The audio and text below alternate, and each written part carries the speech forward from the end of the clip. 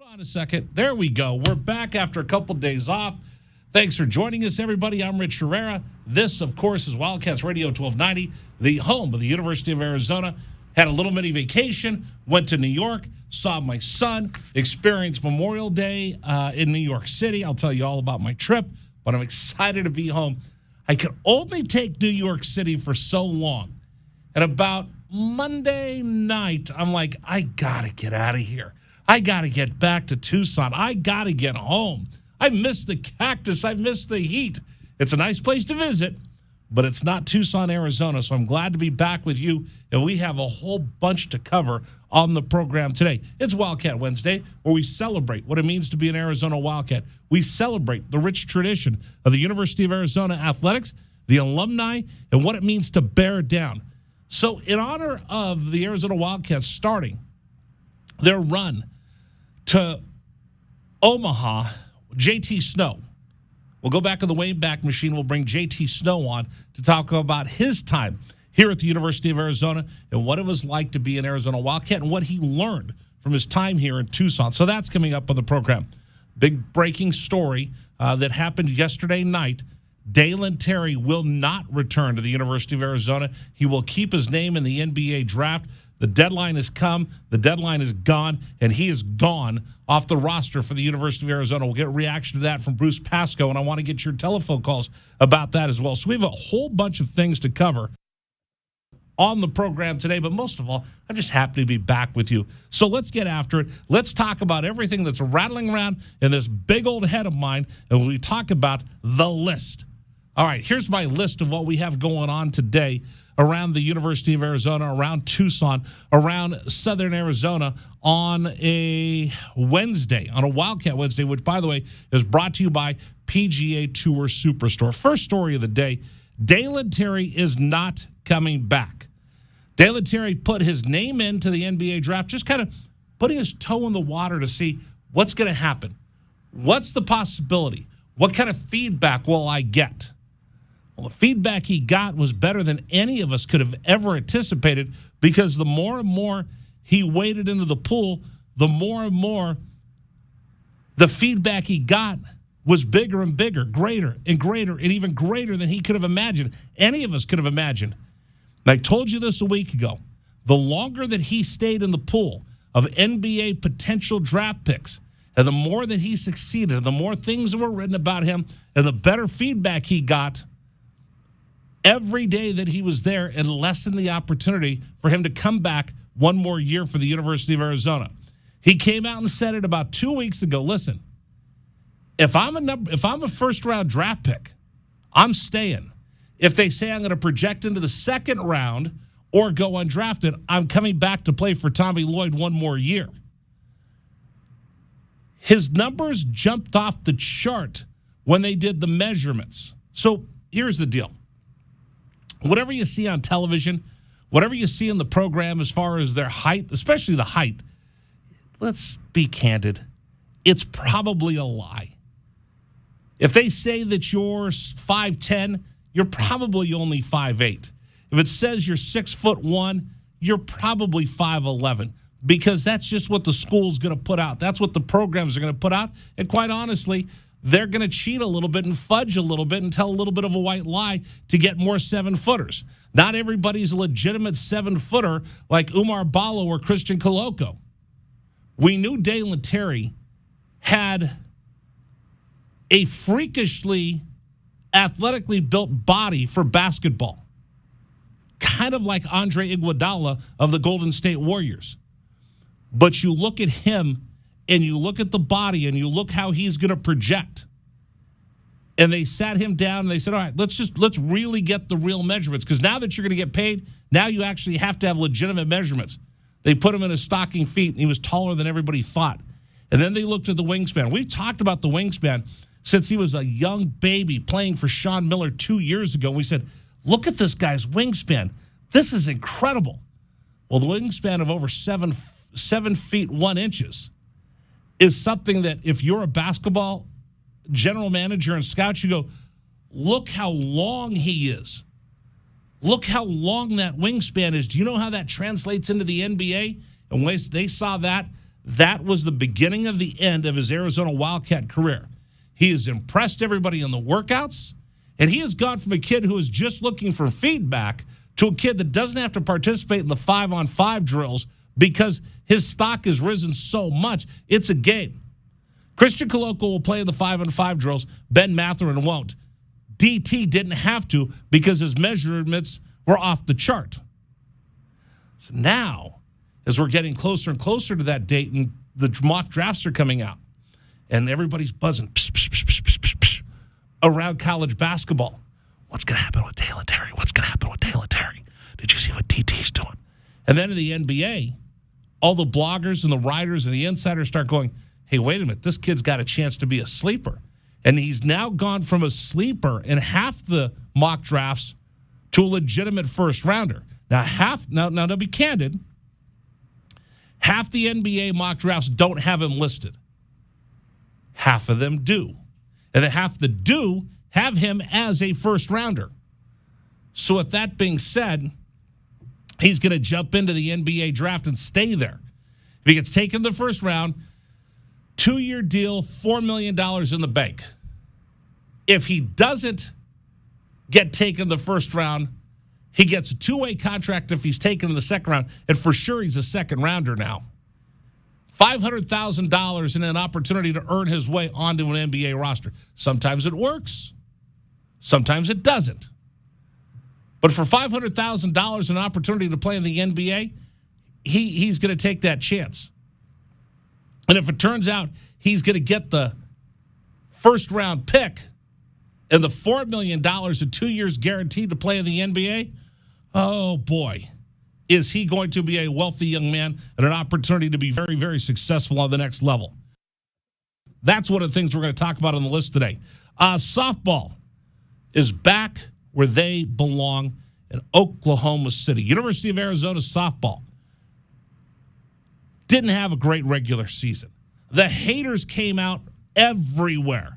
Oh, Caitlin Lowe, she can't take over from Mike Candrea. Mike Candrea is the GOAT of college softball. He's our national coach. He's an Olympic medal winner. What do you think, just having Caitlin Lowe take over for Mike Candrea? They didn't have a great Pac-12 season. At one point, they lost 3 series in a row, and everybody's going, see, look what happens. Nobody's going to be able to follow in Mike Candrea's footsteps. What place did they come in the Pac-12 last? A lot of people are saying they don't even deserve to go to the NCAA tournament. They only got there because of the name on their resume, not the body of work that they were able to produce this year. And all the haters came out saying, Caitlin Lowe can't do anything.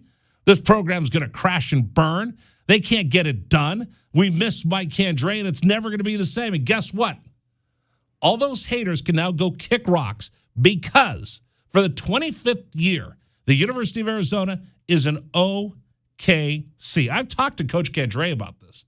He's like a rock star walking around. They go into Mickey Mantle's in Bricktown in OKC. He walks around. People are falling around like he's Elvis. And now Arizona softball is back there where they belong. Tough part of the draw for the Arizona Wildcats is, who do they get in the first round? The Pokes of Oklahoma State. Somebody told me today, somebody very, very smart told me, it's a home game. It's a home game. AJ, who's one of our producers, he knows his way around the softball program. He was a manager. Is it okay if I tell everybody you're a team manager? We've said that before.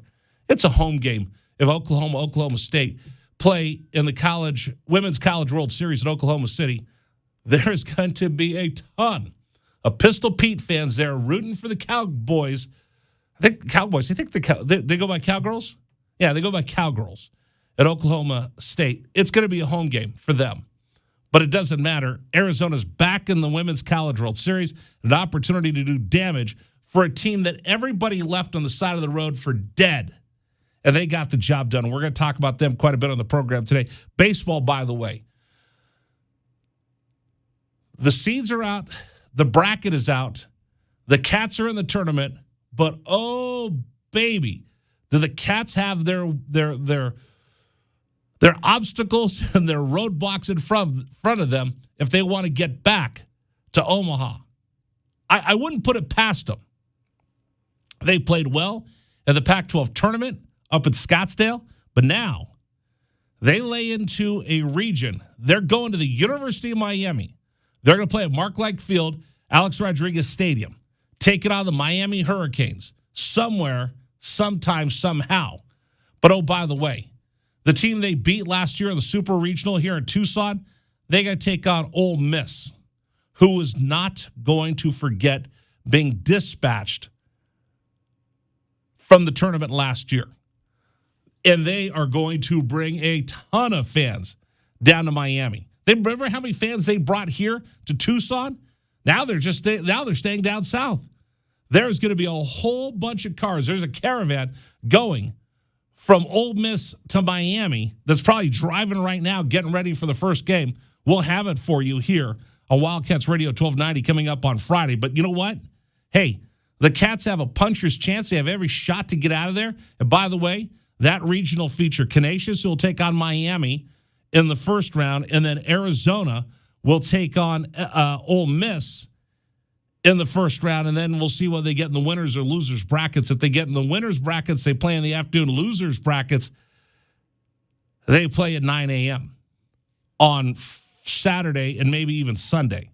So I'll just throw this out at you, just for grins, everybody, that if Arizona makes it out of the Coral Gables brackets, guess who's sitting on the other side of that bracket that might advance as well? LSU and Jay Johnson are sitting on the other side of that bracket. If they can make their way out of that first round bracket, they're not the home team, but if they make their way out, Arizona makes their way out, you could see the coach who took the Cats to the College World Series last year, who left to go to Baton Rouge, take on Chip Hale, who now is the head Arizona baseball coach. That would be something. Talk about drama if that were to happen. All of that's going to come up on the program today. I will tell you, I'm back from New York City. Had a great time. Oh, did I have a great time. I got a chance to visit with my son. Got a chance to see his shipmates. I told everybody the reason I went out there is I promised him I was going to take him to see Top Gun opening weekend, but Top Gun's been pushed back 2 years. So instead of being able to see it out on the West Coast or here in Tucson, or I originally made plans for us to see it for the world premiere on top of the USS Midway in San Diego. That fell through. So I said, heck with it, son. I'll fly out to New York. We'll go see it at Times Square together. We had the best time out there.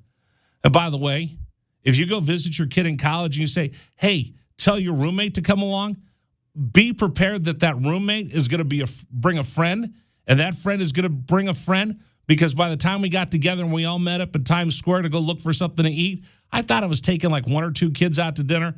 I ended up taking a dozen kids to dinner, and then I took a dozen kids to the movies. And I will tell you this.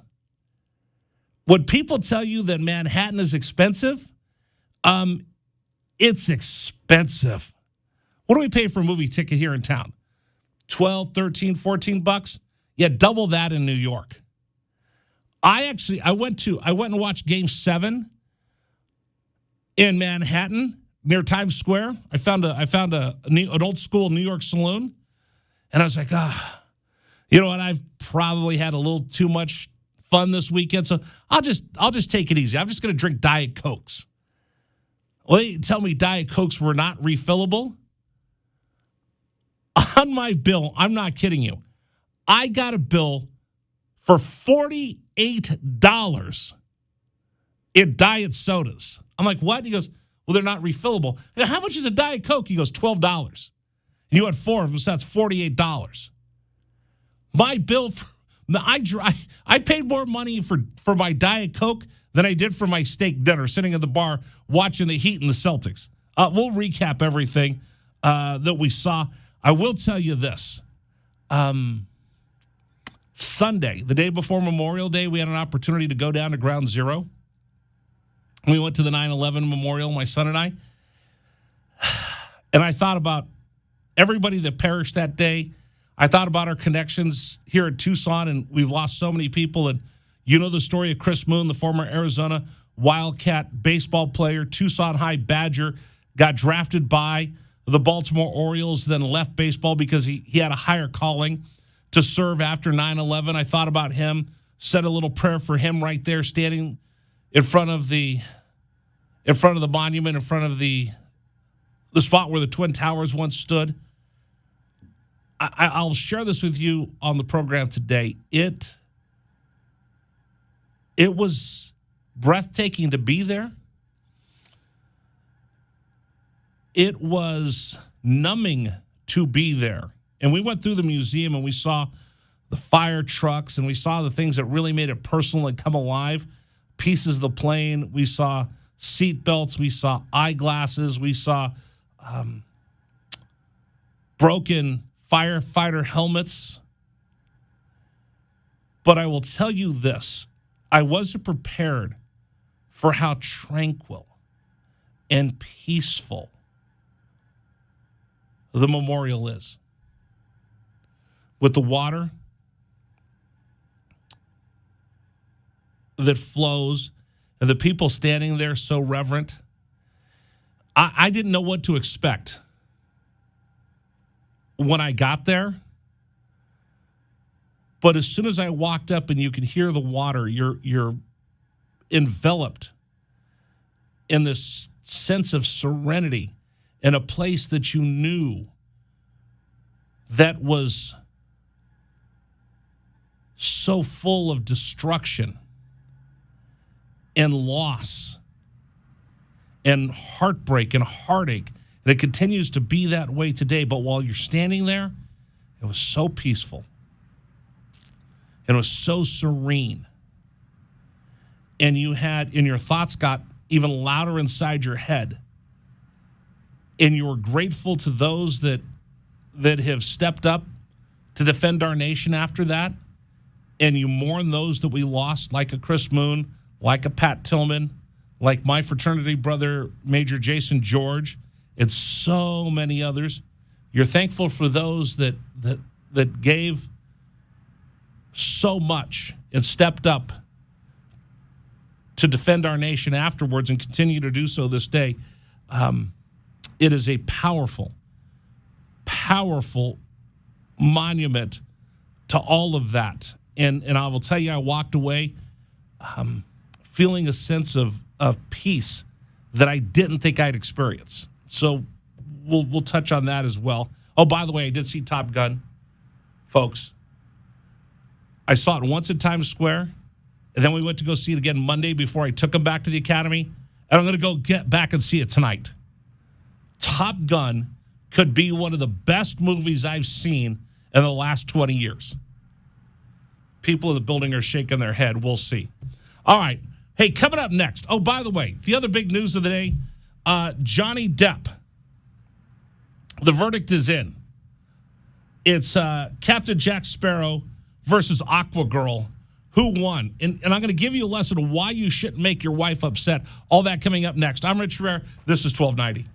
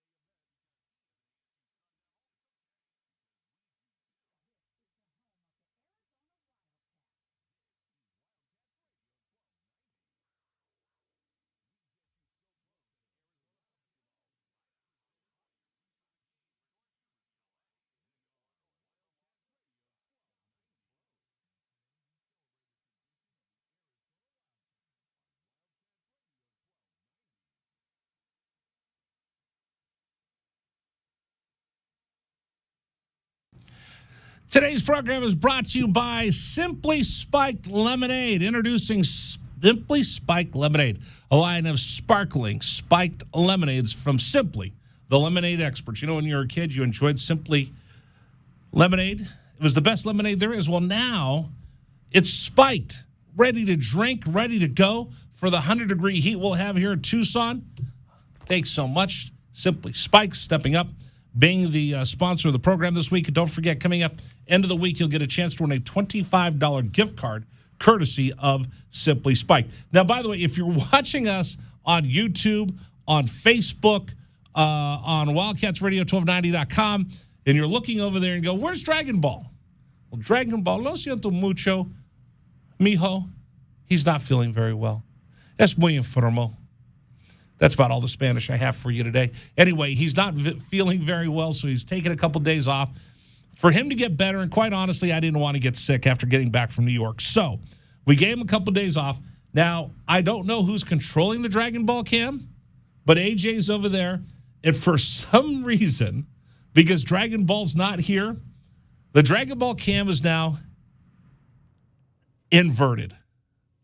Like Maverick and Top Gun telling hello to the Russians in the very first movie. So if you're looking and you're going, first of all, that's not Dragon Ball. This guy's much better looking than Dragon Ball. Hey, listen, come on, Dragon Ball, let's be honest. He's better looking than you are. And you go, he's inverted.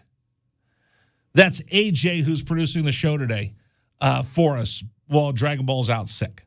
So just in case you're wondering, if you're watching us on Facebook or YouTube or on our website, wildcatsradio1290.com. All right, I do have to mention this because if you've been listening to 1290 all day and you haven't been watching any of the news and you haven't been watching what's going on, they did get a verdict in the Johnny Depp, what's her name, Amanda Heard trial. So Johnny Depp wins $15 million in his defamation lawsuit against his ex-wife. She wins $2 million coming back. So Johnny Depp nets out $13 million in this lawsuit that took 6 weeks. So my big question is, what are all the loser viewers of First Take? You know, the guys that sit around all day in basketball shorts and their and one basketball shirts and a dirty T-shirt, sitting on their couch watching Stephen A. Smith, that have had actually something else to watch because of the Johnny Depp trial. Like all my buddies that don't work during the day or are retired, they're all like, hey, did you watch the Johnny Depp Amanda Heard trial? That I like, no, I've got a job. Oh, here's what happened. Like, I don't care. They're both horrible people. And you're just excited because you had something to do other than sitting on your couch watching Stephen A. Smith scream at the world or Skip Bayless scream at the world in the other channel while you're reading Hot Pockets wearing and one basketball shorts. But now you got to go back to watching people scream at each other. They're both horrible human beings. They're both horrible human beings. I would not want to be friends with her, and I certainly wouldn't want to be friends with him. I lived in L.A. I worked on one of the movie lots. I know people in the entertainment industry. There's a reason why I don't want to live with all those Hollywood phonies in Los Angeles. Ugh. Watching that and watching the recap of that, I just wanted to just scrub my skin with bleach. I felt so gross watching it. They're both just absolutely horrible human beings. But as a husband, it reminds me, do not badmouth your spouse. And hopefully it'll remind everybody, just stop saying mean things about each other. And to which my wife reminded me, hey, you better be careful what you say about me on the radio from now on, because now I know I could sue you for libel if you say mean things about me. So, honey, I promise I won't say anything bad about you on the radio anymore unless it comes to your cooking. Because I know I can prove that in a court of law that you're not a good cook. Although I might get in trouble for that as well. Or because it's either she's going to sue me for saying that she's such a bad cook, or I saw this story today of a woman in Alabama who's being held on $78,000 bail because her and her boyfriend got into an argument over something he said to her. And she decided to go outside, get in a diesel semi-tractor trailer, and crash it into their mobile home. She got arrested for a whole bunch of stuff, but it just, don't argue with your significant other, and you either won't have them run into your trailer with a semi-tractor trailer or sue you for $15 million in a court of law. Anyway, that's just that's my advice to everybody today. So if you want to chime in today, I'm just interested because I actually have a life. I have a job, and I haven't eaten Hot Pockets since I've been married. Now, Hot Pockets is a good snack, but before I was married, Hot Pocket was pretty much what I had for dinner every night because I can't cook and I only had a microwave. So it's either that or Fat Burger. And now you see why I'm the size that I am. But I would like to know, are you team Amanda? Are you team Aqua Girl? Or are you team Captain Jack Sparrow? If you want to comment, number for you to join us, 520-848-1290, 520-848-1290. Program today brought to you by Trajan Wealth. Trajan Wealth, 321-4100, 321-4100, or go to TrajanWealth.com, TRAJAN Wealth.com. You know, when I was walking through New York and I was kind of riding around, I didn't want to drive in New York. And we went through Manhattan and we're looking at all these places, Park Avenue, all the rest of this. I was wondering, how do these people have this much cash? How do they hold on to this much money? And then I went out to where my son goes to school on Long Island, out in Kings Point. His school overlooks the mansion that was the inspiration for F. Scott Fitzgerald's writing of The Great Gatsby. And I mean, these are old school mansions. $6, $7, $8 million mansions right next to their campus. I kept thinking about, like, how do they hang on to this? How do they make all this money? Well, they obviously had some people that were pretty smart surrounding them when it came to their finances. So the question is, how smart are the guys around you or gals that are helping you with your finances? Are they local? Do you know who you talk to? Do they understand your goals and your needs and your wants and your desires and how much risk you're willing to take? If you don't immediately answer yes to all those questions, you don't have a great relationship with your financial person. That's why I suggest you call Trajan Wealth, 321-4100. They're local. They're right here. They're in the Kolb Center in East Sunrise. You make an appointment. You don't call somebody an 800 number, and the next time you call, it's somebody new that doesn't know what you're talking about. Oh, let me look at your notes. Oh, it says right here that you have kids that you want to go to college one day. No, it's my grandkids. Oh, sorry, sir. I'll make a notation of that. Have a relationship with your financial folks. Call Trajan Wealth, 321-4100, or go to TrajanWealth.com, TRAJAN Wealth.com. Advisory services offered through Trajan Wealth, LLC, an SEC-registered investment advisor. All right, Dalen Terry is staying in the NBA draft. What's that mean for Tommy Lloyd and the Arizona Wildcats? We'll talk with Bruce Pascoe, the Arizona Daily Star, next to get the latest on what's going on with DT. That's next here on 1290.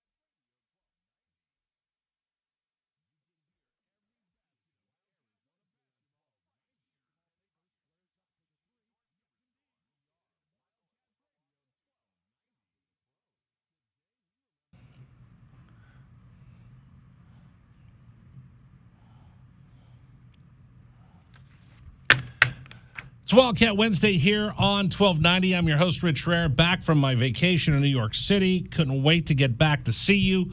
One of the things I saw in transit was that Dalen Terry is not going to take his name out of the NBA draft.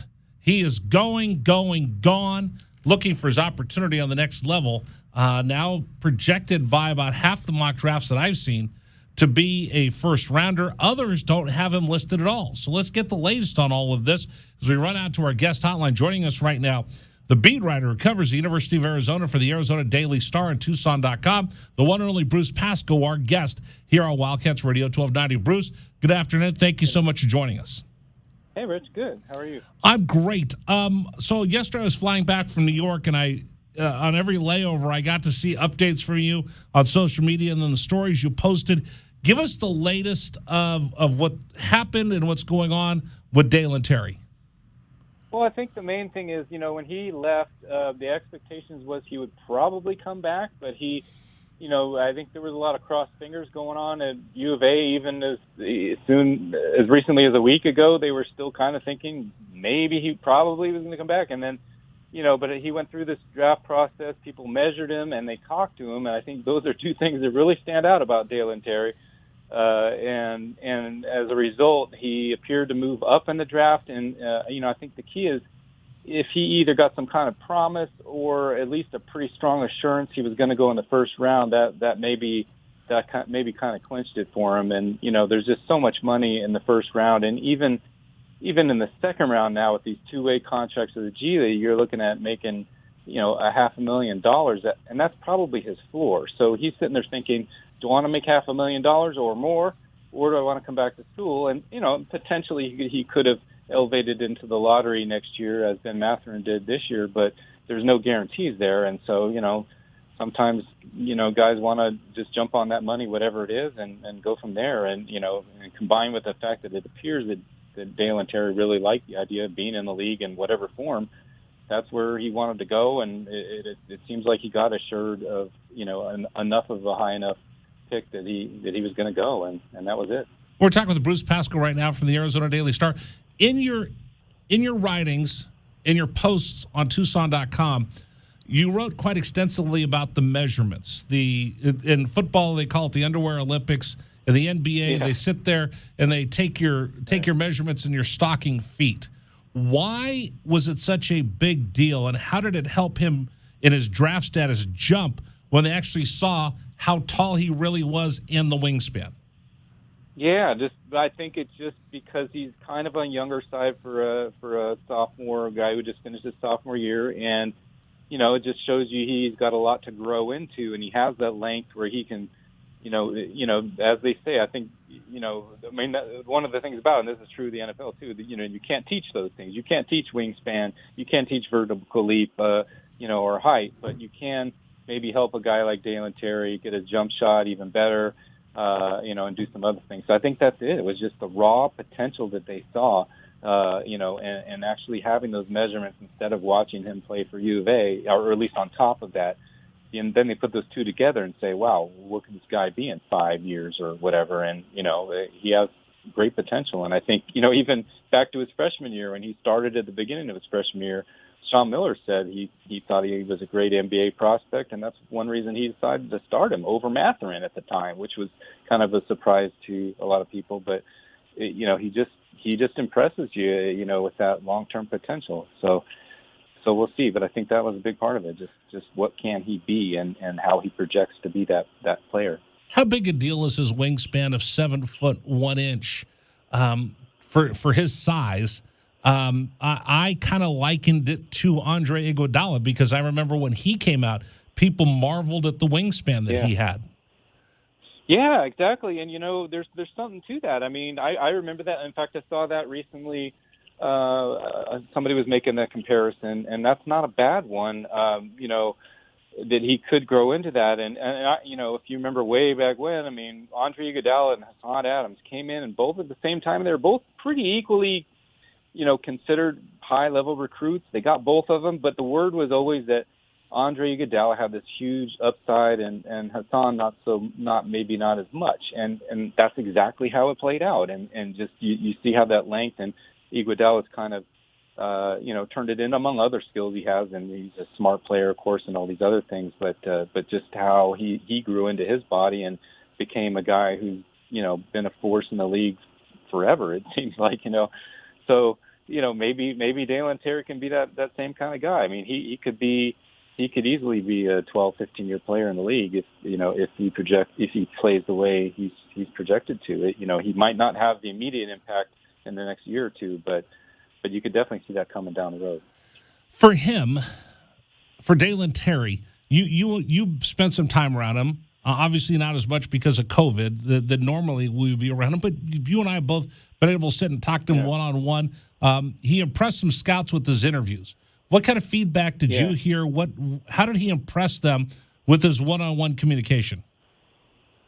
Yeah, I think, it is kind of the same thing we saw here, Rich. In fact, I was kind of surprised to see that written about a little bit, but he, did because, I know these guys are busy and all, but if they had been following this team, you would know what kind of personality he has. It's been pretty obvious over his career. Even during the COVID year when he was a freshman, we have to talk to him on Zoom, which is really hard for, a lot to come out, but you still saw the glimpses of that personality. He just has it.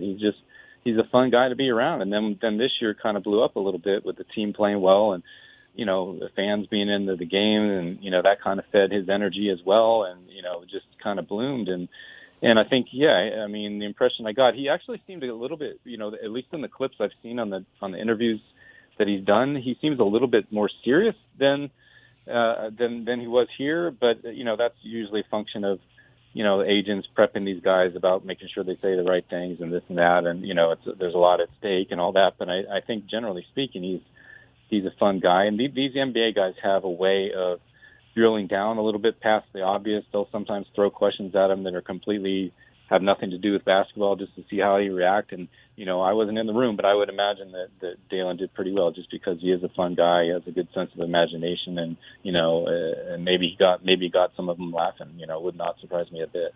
Bruce Pascoe joining us right now from Tucson.com and the Arizona Daily Star. Now we're going to get to the paralysis of analysis when it comes to DT. What are the knocks on him that would keep him from being a lottery pick and things that he has to improve now that he's going to go to the next level?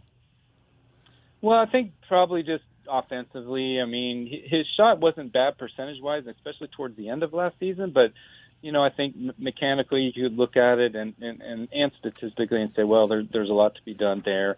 Certainly at the NBA level, if he's going to hit consistently from NBA threes, which he would have to do as a potential 3-and-D guy, and and maybe a little bit of question on where he plays, but I mean he showed pretty good versatility here and defended a lot of different players. So I think it's a lot of it's just about can he hold his own offensively with everything he can do, just because. And I think maybe just kind of the question is because he was on a team this year where you really have to, in a lot of ways, those of us who watched him every day, you could say he's arguably the second or third best, most important player on that team last year, but statistically it doesn't always look at you. So maybe there's some questions about how does he translate when you don't have a guy like Ben Mathurin or Koloko taking the scoring role, and what kind of role does he play in the NBA? But I think, by and large, I think it could translate pretty well. He could be a complementary player in the NBA for a long time, just as he was here. So here's the interesting part. Like you said, he must have gotten feedback from an executive like, hey, listen, if you're there at the end of the first round, we'll grab you, or something back from his representatives, because half the mock drafts have him, 3/4 of the way through to the end of the first round. Half of them don't have him listed first, second round whatsoever. How long is it going to take for him? I guess it's like a presidential poll. It takes a while for the news to kind of get down to the people. How long is it going to be before he starts showing up in everybody's poll, if he will? Well, I mean, some of those, at least the ones I referred to, I don't know about which ones you were looking at, but some of them don't have a second round. So they just didn't mention him. But if they had a second round, they might have popped him in there somewhere. Of all the drafts that I've seen that do have 2 rounds, he's always in there somewhere. And, I think that, you got to go with the most updated ones and the guys who really are out there a lot. I mean, ESPN, Jonathan Givony, who does that does their mocks. He's been doing it for a long time. He's very well connected, and he has Dalen going in the first round. In fact, I think he had a tweet or something, or before the decision was made, where he basically said, "Where will Dalen Terry go as one of the best players in the pre-draft process?" I mean, he didn't even say he might not stay, so he knew stuff. He probably knew stuff. And there's a couple others like that too. And I think most of those ones are kind of indicating he's at least going to be strongly considered for a first round. And I don't know whether there's such a thing as a promise. Do teams actually do that? I thought it was interesting yesterday before he made the decision. The last team he worked out for was the Pacers, who hold the first pick in the second round. And it's possible. I mean, I'm sure he probably had his decision already made at that point, but it wouldn't, maybe he got an assurance that they really liked him if he was still there at the very end of the first round, and figured that was good enough, because those guys at the top of the second often get a lot of guaranteed money as well. So who knows? But I think I think the biggest thing is based on the way Terry indicated before and during the draft process was, he said, if it looks like I can go in the first round, or I can sneak in there, I'm going to do it. If I can't, I'm going to come back and we're going to have a great year. And he's going. So it does seem to think that, he got some kind of assurance, and you just hope for his sake that that's a legitimate thing, and he's, not going to be the guy who's left there hanging, not picked. But it certainly doesn't look like that would happen. See, folks, that's why Bruce Pascoe is such a great guest, because he knew where I was going to go next. Let's segue to what Tommy Lloyd does now. Arizona's lost not one, not two, but three big parts of their team that had a number one seed. Where does this leave Tommy Lloyd and the Arizona Wildcats with the departure now made official of Dalen Terry? Well, I mean, it's I'm sure that they had a plan for this, and I think that, again, they were hoping that Terry would come back, but I mean, in this day and age of college basketball, everything is so fluid. You absolutely have to have a plan for it, and I think they did. And the good thing is, it's maybe a small silver lining, but the good thing is they have a huge opportunity to sell, and there's a number of grad transfers or more experienced transfers. It's real fashionable nowadays for guys to go in the NBA draft, test the draft, and put their name in the portal at the same time. A whole bunch of those guys pulled their names out, and they're now on the market. And guess what? They pulled out because they're not going to get drafted, and they want to go somewhere where they can, polish their resume up, get some shots, and be a starter, or at least get starters minutes. And guess what? Arizona has exactly that to sell to some of these guys. And I think the names you're hearing a lot right now are Courtney Ramey, a guard out of Texas, who's probably not going to go back there, and there's a forward from Kentucky and Keon Brooks. Those are a couple of the names. There's some other ones too, but those are the kind of guys that might look at Arizona now and say, wow, if I go there, I can start on the perimeter, I can get my shots, and look at this team, look at how they improved last year. They got a number one seed. It's a pretty appealing situation. So I think pretty quickly here, I think they're going to get one or two pretty good players fall into place, and they've got 4 spots, but I think they can probably get one or two, significant players, and maybe that's enough. Who does this open up an opportunity for that's currently on the roster that's going to have more opportunities now that Dalen has decided to forego his college career?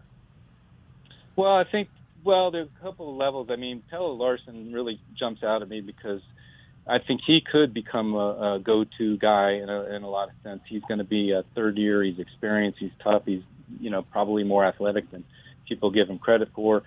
He can score in different ways. I think he didn't need to score that much for this team last year, but even considering what Arizona had and didn't need him, he got better and better, coming off that preseason foot injury as the season went on. So I could see him being a, go-to player, possibly even all-league type of player. And I think secondarily, Adama Ball showed a lot of promise in the limited minutes he got, especially towards the end of the season.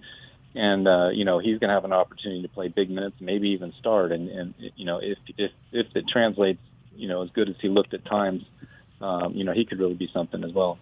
So if you're going to project the starting 5 right now, what would you think we would see on the floor for the first game? Well, I think that one spot, an experienced transfer could take that other guard spot. But failing that, they could plug the ball in there and give it a shot. But then you've got Kirk Risa and you've got Pelle Larson, and then up front you got Azulis Tabelis, of course, coming back at 4, and then I think 5. You got either they go smaller and Azulis plays the 5, but most likely, I think Henry Visar, the Estonian big man they just got, is going to have a really good chance of starting, and then as well as, of course, Umar Ball. It's going to be between those two guys. And, regardless of who starts, both of those guys will be playing a lot. And then Dylan Anderson, the freshman they've got, he has some long-term promise. Maybe he can help them a little bit, too, I think, this year. So, it's still a little bit early to say, but I think, at least 3 or 4 of those spots look pretty clear right now. I was hoping we'd have the whole roster finished by now, and Bruce Pascoe could get some much-deserved rest, or maybe even go see Top Gun Maverick. But you still got work to do.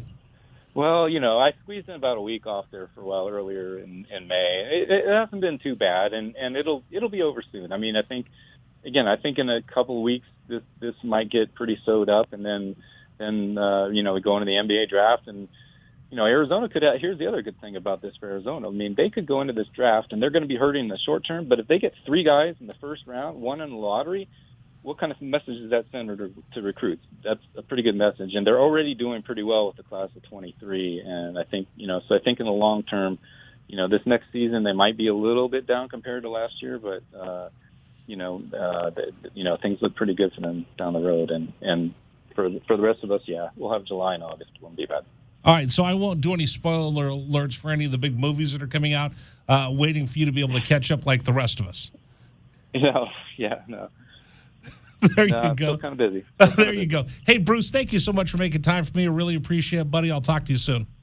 Yeah, thanks for having me. Okay. All right, take care.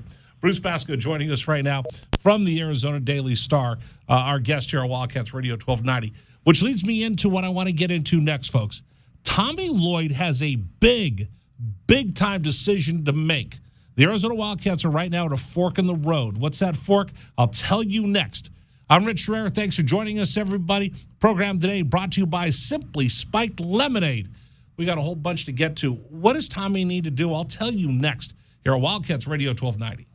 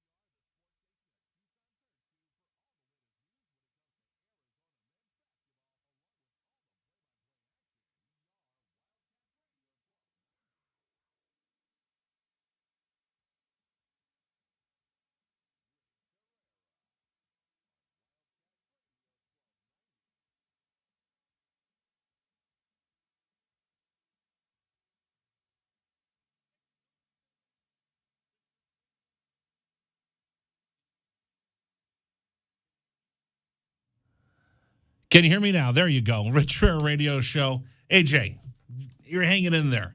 It's hard to do the show when you're inverted like this. If you're watching our stream on Facebook, on YouTube, or WildcatsRadio1290.com, Dragon Ball is out sick. Lo siento mucho, por favor. Es muy enfermo.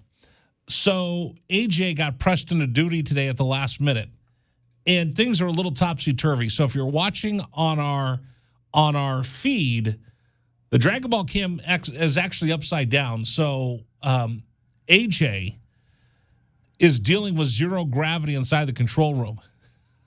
He's inverted, pulling like 5 Gs, filling in for Dragon Ball. Doing a good job today. But thank you very much for hopping in today with Dragon Ball being out sick. A little bit later in the program, it's Wildcat Wednesday. It's brought to you by PGA Tour Superstore. We're going to talk with we're gonna go back.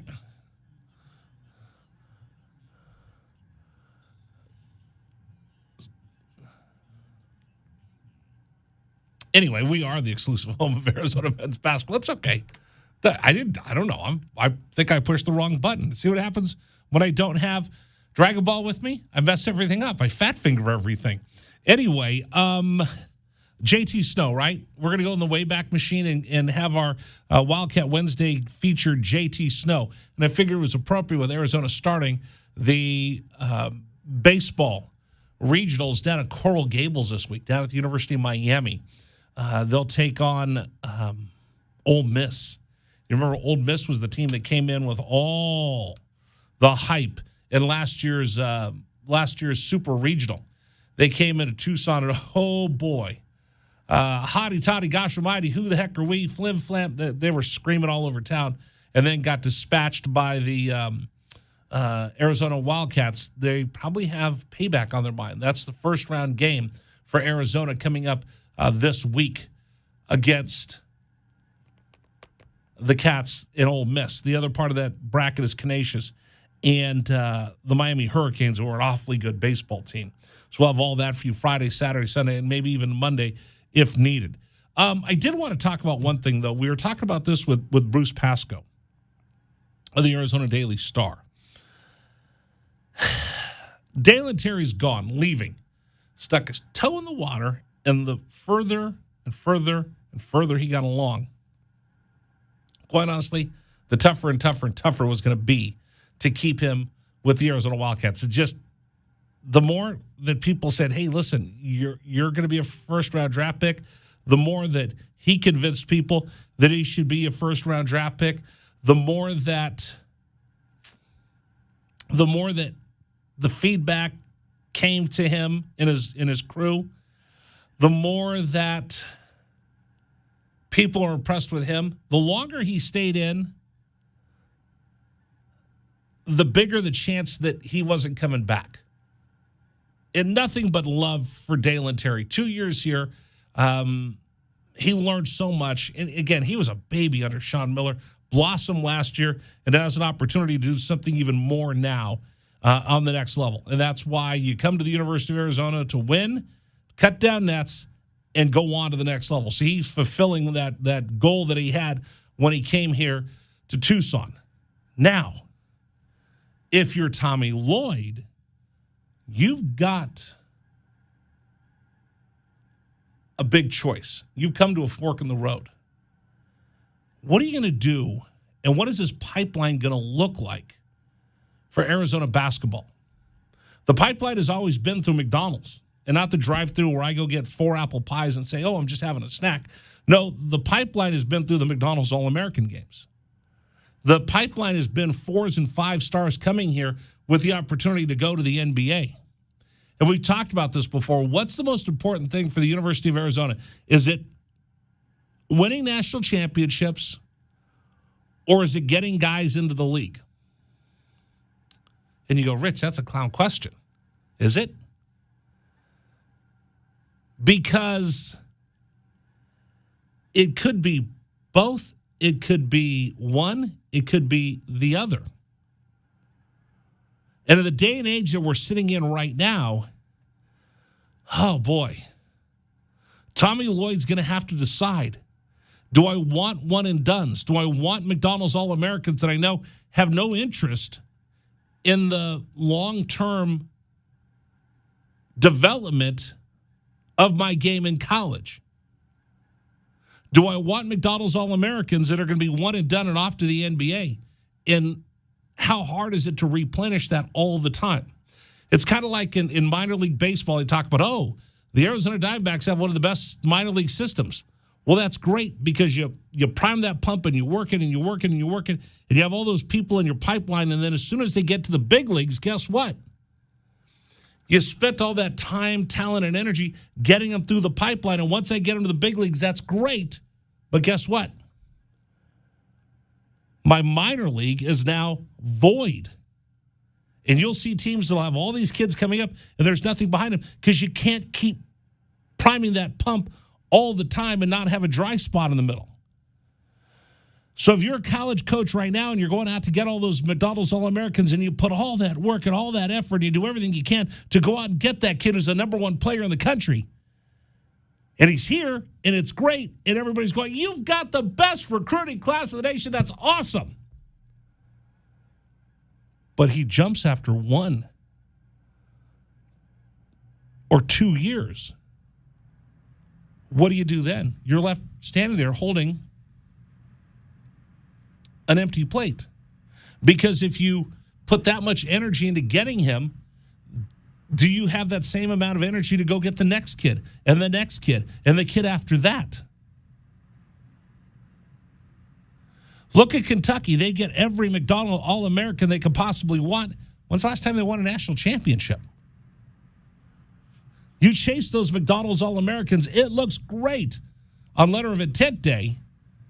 And then you're hurting the next year when they leave. So Tommy Lloyd has a choice. He has a choice. He's come to a fork in the road. You're either going to play that game chasing McDonald's All-Americans in their NIL desires and demands, and you're going to chase kids that if they don't get the playing time they want right away, they'll jump into the portal and leave you. You're going to have to manage this roster every year. You can't count on, I'm signing this kid from Ottumwa, Iowa, and I can count on him being here for 4 years, because there's a chance that he might jump to the NBA. There's a chance he might jump into the portal. There's a chance that he might not be good enough to play.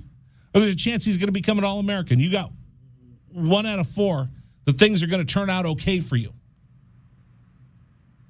And you're going to have to turn that roster and keep working it every single year. There is no roster certainty anymore in college athletics.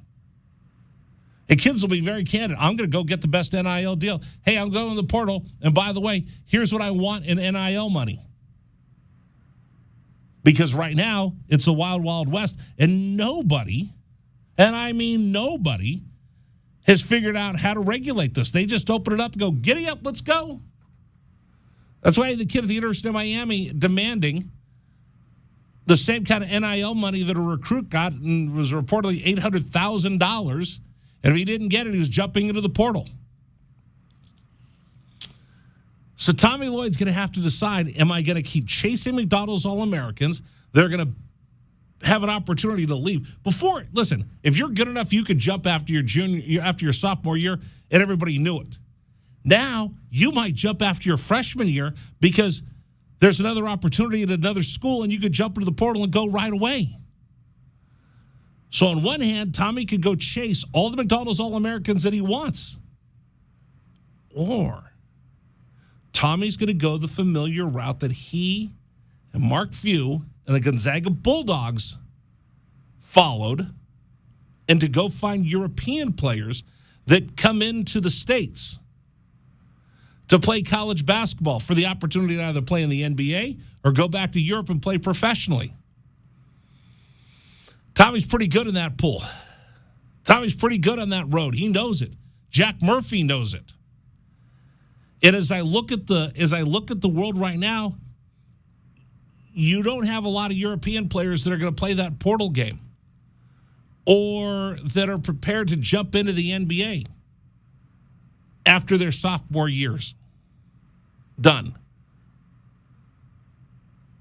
So what direction is Tommy Lloyd going to come here to the University of Arizona? This has always been the West Coast Blue Blood school that goes out and gets the best recruiting class and the best players in the country. And they can still do that. But, under the circumstances we have now, is it going to be tough to keep that roster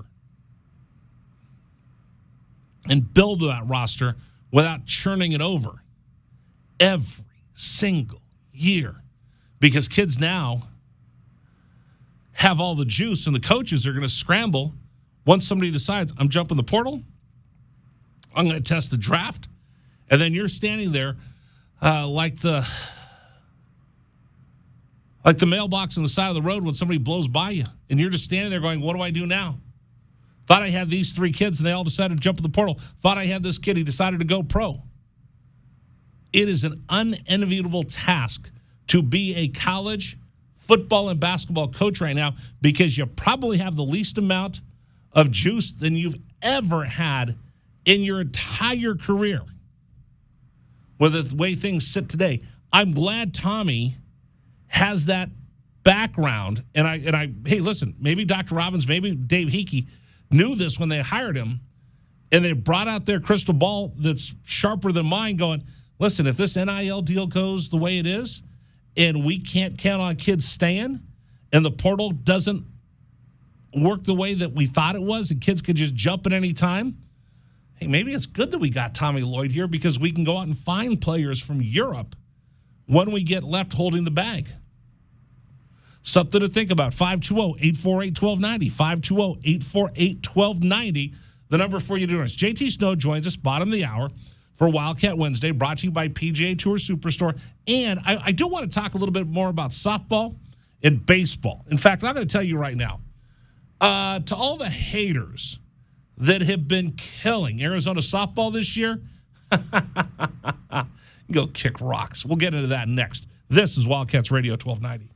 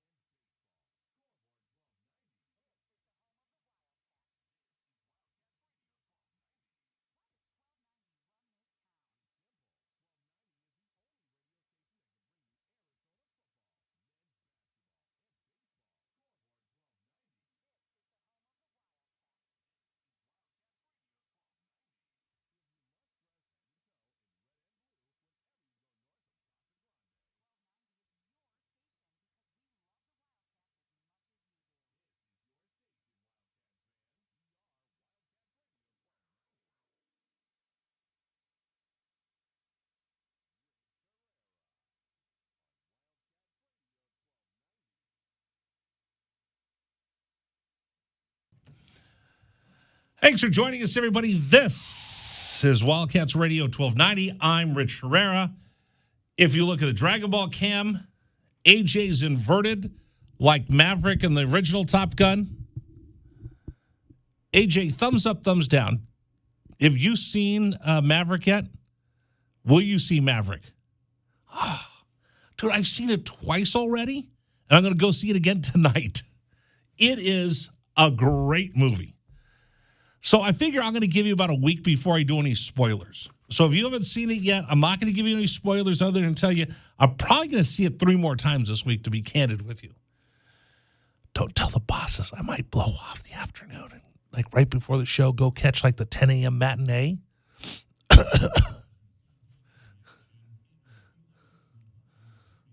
Yeah. Yeah, play that instead. That's not me. Play that I'm going to blame instead. Dragon Ball on that one. Hey, AJ's like, why are they? Because there's gremlins in there. That's why. No, play that instead, because that way the bosses won't hear that I'm planning on playing hooky at 10 a.m. if I can find a 10 a.m. showing of Maverick. Shh, don't tell anybody. Don't tell anybody. Oh, by the way, I want to say hi to my very, very good friend, Magoo. Magoo, how are you? He's a big sports fan. Loves the New York Yankees. Oh, loves the New York Yankees. I thought about him this weekend when I was in Manhattan. Loves the Yankees. He lived next door to my father-in-law, who is a huge Red Sox fan. So the two of them would go back and forth, but he's watching us on YouTube right now. So I wanted to say hi to him back in New England who's watching us. It's funny. I'm hearing from so many different people that are watching the show on our webcam now that we're streaming on YouTube, Facebook, Twitch, and our website, Wildcats Radio 1290. So, Magoo, what's going on? You know what? He's the one that got me interested originally in women's college basketball. They live out in Long Meadow, Massachusetts, right next to Springfield, near UConn. And he's a huge Geno fan back there. And he and his granddaughter, Huli, they go out to the games. And Rye Guy, and they all go out to the games to watch UConn women's team play. So I told Adia, and we actually sent them Arizona gear. Don't tell Gino, but Adia Barnes sent you guys gear so we can see if we can make you Wildcat fans. So you guys are watching. I just wanted to say hi. Is there something going on in the studio? My microphone just hit me in the face. What is going? Hold on a second. You guys just talk amongst yourselves. Hold on a second. Does that work? Am I breaking things? What happened since I've been gone? Were they doing work in here? Literally, the microphone just spun around and hit me in the face without anybody touching it. What? Are the studios haunted now? Is that what happens? I take a couple days off. I go on vacation. Technically, I only missed one show because Friday, I took the day off, but Arizona was playing baseball in the Pac-12 tournament, so that didn't really count. And then Monday was a company holiday, so I only really missed one show. I only let you down once by taking time off to go spend time with my son. So there. So don't anybody give me a hard time about not working. Today's show is brought to you by Trajan Wealth, 321-4100, 321-4100. You go to TrajanWealth.com, TRAJAN Wealth.com. Speaking of working, how many hours do you put in a week earning money for your future? How much do you set aside from every check for your future? How much are you thinking about your future? Probably an awful lot. Once you find somebody who will work with you thinking about your future just as much as you, somebody who's got skin in the game. That's what a fiduciary is. A fiduciary, they're called fee only. Here's the deal. They don't get a commission selling you something. They are paid and incentivized to simply grow your portfolio. There's an advisory fee. It's a low annual percentage set up front with you, the client. If you go to work with Trajan Wealth, and they live by the motto, the more you make, the more we make. So as you're working your tail off to put money aside for your future, they're doing the same thing. They're working their tail off to grow that money for you. That's how they earn a living. Wouldn't you want somebody who has your back, watching over, protecting, and growing your money? Why don't you call them today, 321-4100, 321-4100, or go to tradeyourwealth.com, trajanwealth.com. Advisory services offered through Trade Your Wealth LLC, an SEC-registered investment advisor. So, by the way, I need to take a couple minutes here because Caitlin Lowe comes on the program all the time. Chip Hale comes on the program all the time. And I just want to congratulate Chip going to the college baseball tournament. It's kind of a foregone conclusion. If you're the head coach, University of Arizona, that's your job. That's their job. But they did a great job in the inaugural Pac-12 baseball tournament. And now they're going to Coral Gables, and they have a hell of a bracket to get through. It's University of Miami, who's capable of winning a national championship. And it's going to be a home game for them. And I've been to Mark-like Field. I think it's Alex Rodriguez Stadium. A-Rod was supposed to go to Miami. He never went there, but he gave him a ton of money. They put his name on the side of the building. It's a pretty cool college baseball stadium. Not as good as High Corbett. I've been to both. But pretty special place nonetheless. They are hosting. They'll play Canisius. Canisius is from where? I have no idea. But we'll figure it out if the Cats play them. And then the other side of that regional bracket is Ole Miss. The Ole Miss Rebels are waiting for Arizona to get their second shot at the Cats. That's going to be a heck of a game. That'll come up on Friday. But what I'm going to take a minute right here and tell all the haters and all the people that have been on Caitlin Lowe all year long, how do you like me now? I'm looking right at you, haters. You know who you are. Who said, let's fire her. Look how bad they are. You gonna jump in here? A little bit of breaking news. Ali Skaggs, Arizona softball second baseman, second team All-American. AJ's trying to talk, but no, your microphone has to be set the same way mine is. Go ahead, try. Ali Skaggs, Arizona softball second baseman, is... Call one of the guys to see if they can figure out how come I can't hear you. I have no idea. I don't know. There's a gremlin in there today. Ali Skaggs, second team All-American. Did that just come out? I've been traveling. I don't know. I was in New York City running around like an idiot. Okay, that came. Hey, congratulations to Ali. So all these people that have been doubting the University of Arizona, is this fair, AJ? There is a lot of garbage on Twitter. There's a lot of garbage on social media, a lot of garbage in blogs, talking about how the program is just tanked and this is awful and They don't even deserve to go to the NCAA tournament. Well, guess what? Not only did they go to the NCAA tournament, they won their regional, they won their super regional, and they're back in Oklahoma City where they belong. So everybody that's been a hater can go kick rocks. Hey, you're either with me or against me. Because now you know what they're doing. Al Davis used to say this all the time. He used to call the media the rats because they were the first to jump off the ship, but they were the first to jump on when there was lots of food aboard. You see the rats coming back right now. Oh, we always knew you could do it. Caitlin, we knew. You see people on Twitter, oh, you're the greatest, Caitlin. Whatever. Save it. Save it. All right, coming up on the program, Wildcat Wednesday, JT Snow will be our featured guest. We're doing this in honor of Arizona going to the NCAA baseball tournament. Hopefully, a return trip back to Omaha could be in the works. All that coming. By the way, no bottom of the hour sports updates with Dragon Ball being muy enfermo. Oh, pobrecito. For those of you that are watching again, AJ's trying to hold on to everything being upside down. Literally, if you watch our feed, Dragon Ball has either a bad cold, the flu, or the bubonic plague.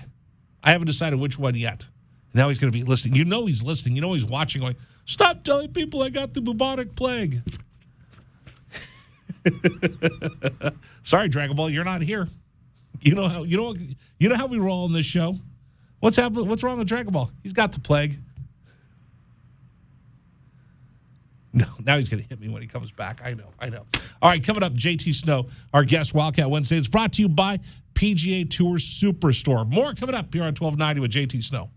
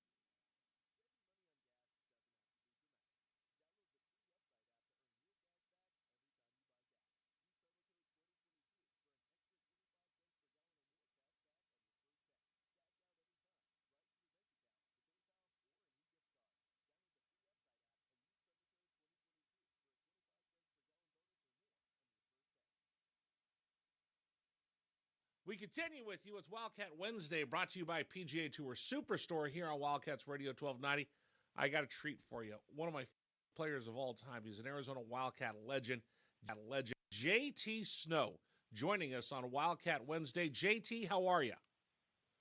I'm doing good. Thanks for having me on, Rich. I really appreciate it. And I've known JT for a long time, so this is a special treat for me. So You know what, JT? You're so synonymous with Arizona baseball, and there's been guys like you and Trevor Hoffman and Gil Heredia that have all gone on. Chip Hale now running the baseball team. I can't wait to have this discussion with you. So let's start off with a young JT Snow, Los Alamitos High School, all everything in football, basketball, baseball. Tell me about your journey that brought you to Tucson. Well, yeah, you mentioned that, and I'm real thankful that I grew up in a good time in high school where I could play all three sports. My dad, Jack, was a former wide receiver in the NFL with the Rams, 11 years, so that's why we made Orange County home, and Los Alamitos High School, and played football, basketball, baseball, like you said, and then was decent in all of them, and then it just happened. I was playing summer league ball. You'll probably remember this place, Old Blair Field in Long Beach. And it was Connie Mack ball. It was my junior year, and I remember my coach Dave Demarest, who coached at La Quinta High School in Fountain Valley, with our coach, and he came up to me and another guy on our team, and he said, "Hey, the Stanford and the Arizona coaches are here tonight, so not that you guys don't play hard, but just be aware and maybe a little extra effort or whatever." And Jerry Stitt was our hitting coach, was in the stands that night. I go 4 for 5 with a home run, couple doubles, make some plays on defense. And then after the game, he introduced himself because he knew our Connie Mack coach real well. There was kind of a pipeline, and then started recruiting me. And then my senior year, Coach Stitt and Coach Wing, our pitching coach, and even Coach Kendall, they came out and watched me play football. They came to a basketball game of mine. And of course they watched me play baseball. And, it was just, I was really impressed, and talking with my dad, and might have had a chance to play some places in football. I was a quarterback, and then I was a point guard in basketball, some smaller schools. But my dad was very instrumental in my decision, and saying, you go to a place like Arizona, you could have a good baseball future. And, and I was just an athlete playing three sports. And so, yeah. And as it turned out, Arizona was the only school that offered me a decent ride in baseball. I had some other options from some other schools in Southern California, but I was impressed with their recruiting, and come to find out that Coach Stitt and the program liked to recruit guys that played multiple sports. And then if they could get him into baseball full time, you can take off. And that's exactly what happened to me, because I was divvying up my time, a third, started playing baseball full time at U of A, and had a pretty good career there, and got drafted my junior year. So I tell people this day, it was my only scholarship offer, and I really owe everything to U of A baseball and those coaches, because they got me on my way, and I got into pro ball, and I was well prepared. And every time I see them, I just tell them thank you. They took a chance. They took a chance on me, and it worked out. All right, let me take you down a rabbit hole for just a minute. Like you said, you played football, basketball, and baseball the way the kids did years ago. Now every kid specializes: travel baseball, American Legion baseball. And they're playing more than big leaguers play year round.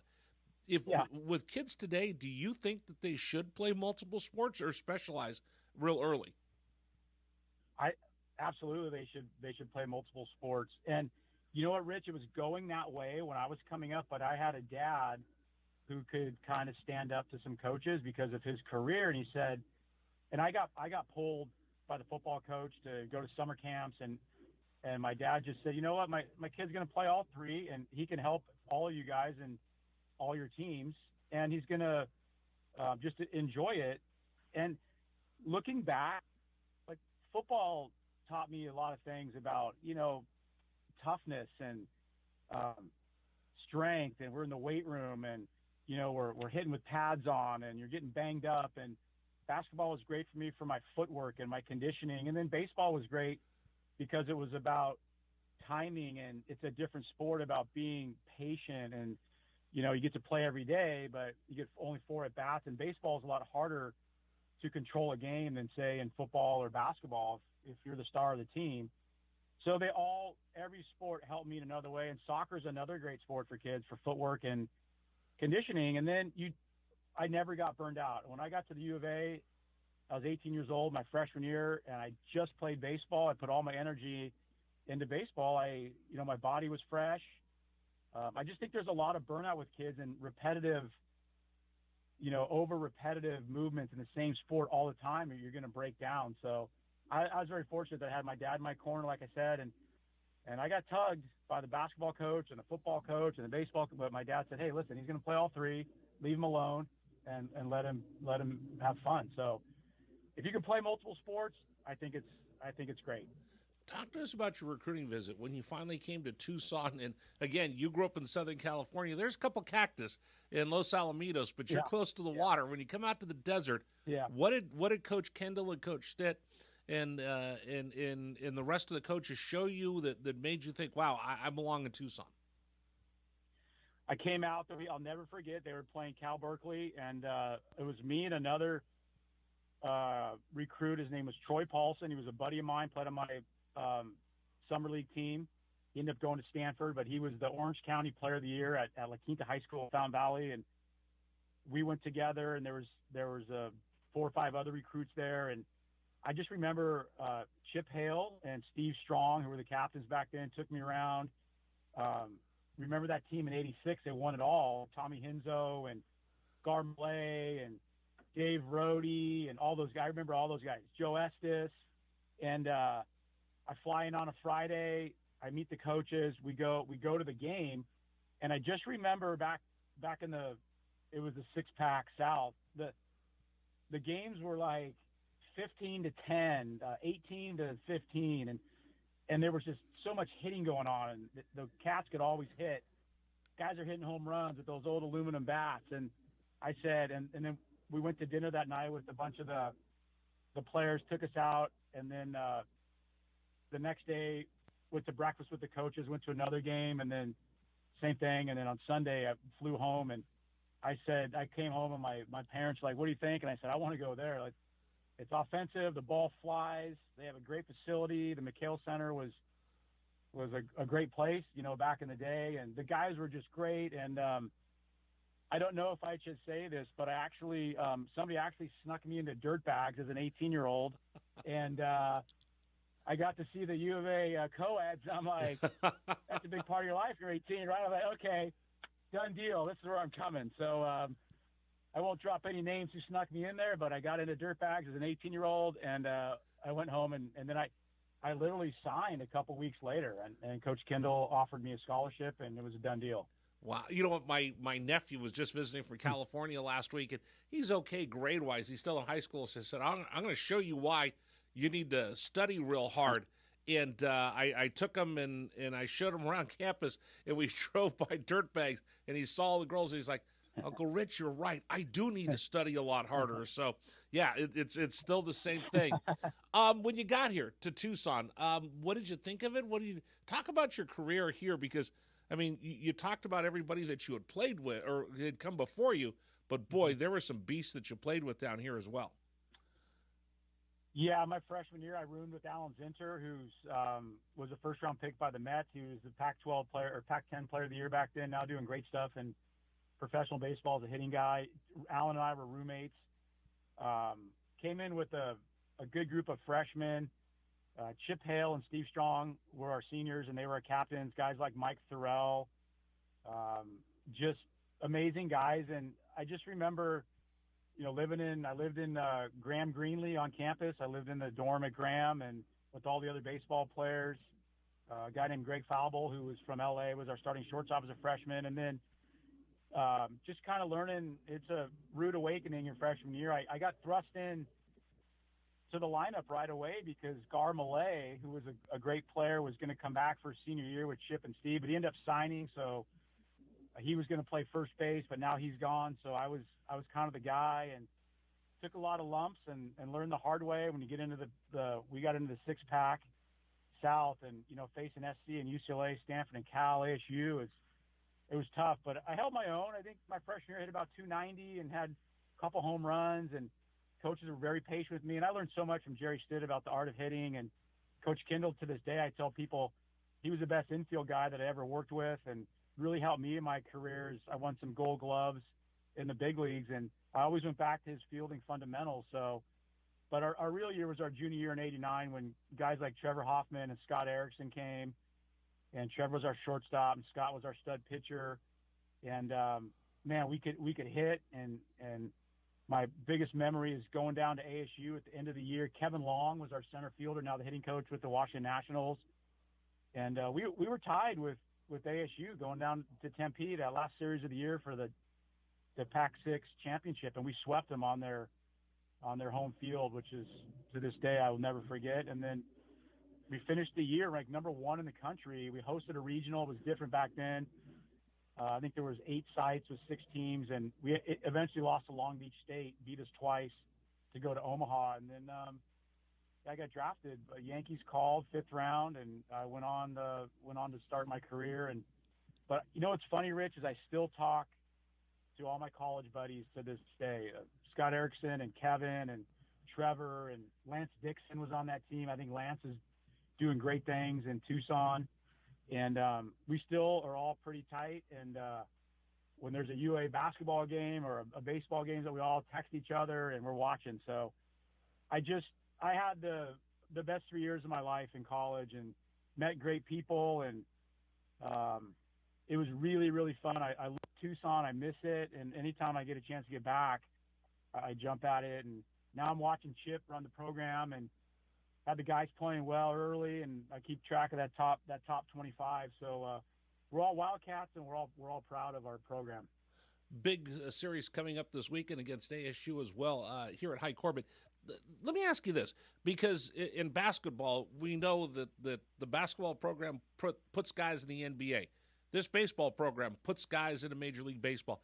Did you guys talk about that when you were here? Because, I mean, you look at your teammates. Hoffy's in the Hall of Fame. I mean, Kevin Long, look everything he's done in professional baseball. Scott Erickson, Alan Zinter, Kenny Lofton. I mean, I can keep going and going and going of guys that came from Tucson and went there. Was that something that was part of the program? Like, hey, listen, we're going to prepare you to get an opportunity to play at the next level. You know, I think we talked about it because it's every kid's dream, and I'm sure every athlete goes to college hoping they get a chance at the next level. And that's the respect I had for Jerry Kendall and the coaches is they never really talked about getting us ready for the next level. They never really talked much about pro ball. We got to see it every year. The old alumni game we had, guys that come back and wear their big league or their organization uniform. But I think down deep they knew. And we would talk about it, and we wanted to get drafted. And I didn't get drafted out of high school in baseball, and a guy like Alan, Alan, my roommate, got drafted. A lot of guys got drafted out of high school, but I mean that's why you're there. We're go to class, obviously, we're getting our grades, but we want to go to that next level. And I had a real tough time my junior year. I was drafted in the 5th round by the Yankees, and deciding whether to sign or not, and I was on pace to graduate, and it was a really hard decision for me. And I ended up going and signing and getting my career underway. I think when we get into pro ball coming out of the U of A, I remember going to short season in Oneonta, New York, and the New York Penn League, and just watching some of the guys around the team. And I was like, man, I'm well prepared. I know how to run bunt plays and cutoffs and relays and rundowns, and I have an idea at the plate. And a lot of these guys weren't quite sure because they might have come from small high schools or junior colleges, but I had success in A ball and then high A, and then I went to double A, and then luckily I had my best season in triple A in Columbus, Ohio, won a batting title and was voted best defensive player in the league. And that's when I got traded to the Angels and things started happening. So I was so prepared coming out of U of A, as most guys are. And when you look back, it's like, man, we got the right coaching, the right facilities, the right equipment, and we were ready to go. And the mental side of the game, which is so big nowadays, I was mentally prepared, and I was mentally tough coming out of college and knew how to deal with ups and downs and slumps and hot streaks. And I thought the Pac-6, which we played in, was pretty equivalent to like high A ball. Right. It wasn't quite double A because of pitching, but guys are prepared, and that's why they have success.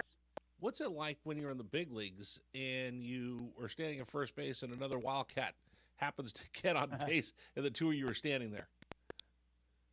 It's always good times. I remember playing against Chip Hale. He was with the Twins, and you just kind of chuckle and smile, and I might slap him with my glove. And I remember facing Scott Erickson. I faced Scott something like 30-something times in the big leagues, and I would get in the box, and he always had that stare, right? He had the glove up over the face. If you've right. ever seen it, go back and Google Scott Erickson, the black glove with the black shoes. They called him Dr. Death. He was all blacked out, and I couldn't look him in the face because we'd start laughing at each other. But he would challenge me, and he'd say, "I'm going to challenge you. I'm going to go at you as hard as I can and throw you my fastball slider." And so that was a lot of fun. And then seeing Kevin Long, I'm in the Bay Area now. He comes through San Francisco, and I go up and see him working with the guys in the batting cage. And I remember when I was with the Giants and Jerry Stitt came into town, or Coach Kendall, and I got him down in the batting cages or in the dugout before the game. And it makes you smile and it makes you proud. And, we're one big family. Okay, a couple questions we ask everybody on Wildcat Wednesday. JT Snow joining us right now. What does it mean, JT, for you to bear down? It just means for me, it's when things are tough, man, you never give up. You just keep fighting.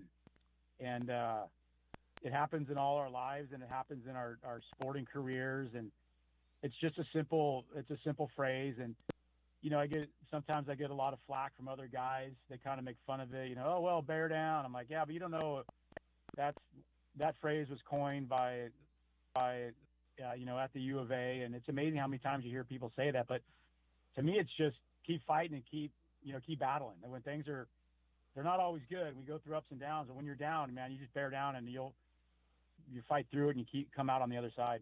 As an alumni, and someone who's been through the wars, been through the big leagues, saw everything life is going to throw at you, how do you think people should support Chip and what he's trying to do with the baseball team?